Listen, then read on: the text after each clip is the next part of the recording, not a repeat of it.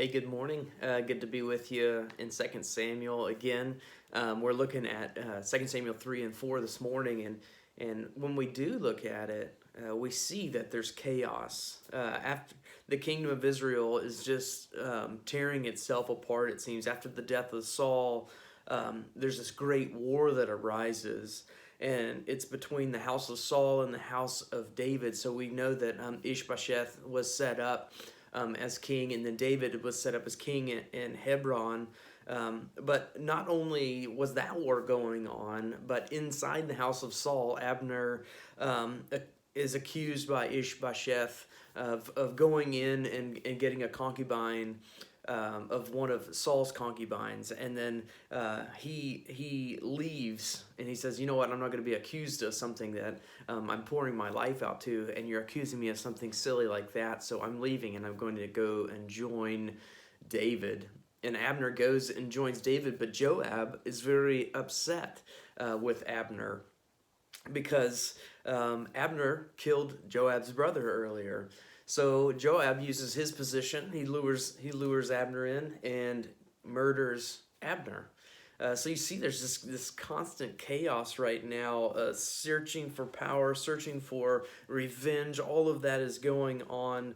And then not only that, but Ishbosheth is murdered by two of his closest men. So they come in and seek some kind of advantage from David. So they go kill him and then go to David and say, "Hey, look, we killed Ishbosheth." And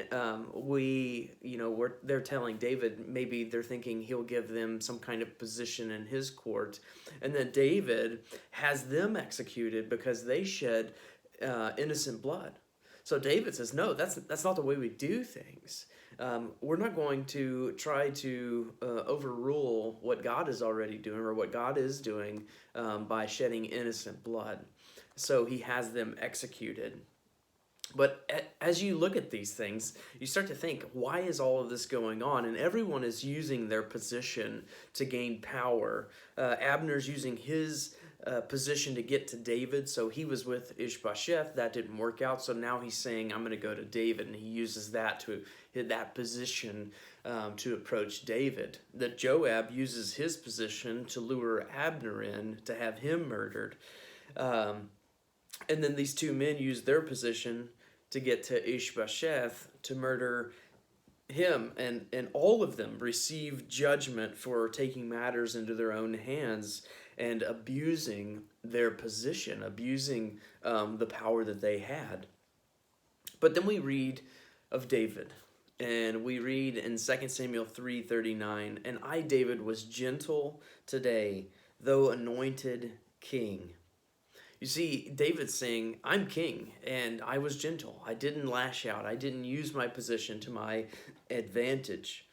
He refused to use his position to take revenge, to push his own agenda, to get things done that he thought should be done.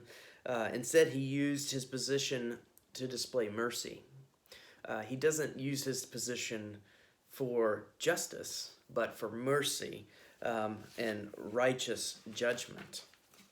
Now, if we were, and we constantly, I am pushing us to do this, look to Jesus, the better David, the more perfect David, we see in Philippians 2:6, who, though Jesus was in the form of God, did not count equality with God a thing to be grasped. We read that even though he was God, he does not use that as an advantage when he comes down to earth. He didn't use his position as an advantage. Instead, it tells us he empties himself by taking the form of a servant, being born in the likeness of men. So Jesus doesn't use his position as God to usher in his kingdom. He actually becomes a servant and ushers in his kingdom by dying on the cross, and now he's exalted. So you see, it's kind of a backwards way that we would normally think. Abner, Joab, those two men that killed Ishbosheth, they were trying to usher in kingdom by power, by strength, by forcing their hands, and Jesus shows us that's not the way we do things. He humbles himself and dies, and that's how he becomes exalted. And he does this through meekness. Meekness is showing control under pressure, coming from an understanding of who's actually in control, and that's the Lord. So Jesus can die on the cross knowing that he's in control. We can be humble and meek and show mercy like David, knowing that God is in control. So we are called, church, to be gentle. We don't have to seize control of any situation by force or by a flex of power. We need to only trust the Lord and follow him. Right now, there's a lot of that going on in the riots. There's this seeking to seize control by power and or by destruction. And we see here in our passage, it just doesn't work that way. It only creates chaos. So as parents, bosses, teachers, co-workers, American citizens, as Christians, we don't need to flex our power to accomplish God's will. We only need to trust that God is in control, and then we will humbly follow his will, follow his word, and know that his will be done. That doesn't mean we have to be passive. That just means we don't need to be foolish. We don't have the power. We don't need to seek to seize power. We trust God to do so.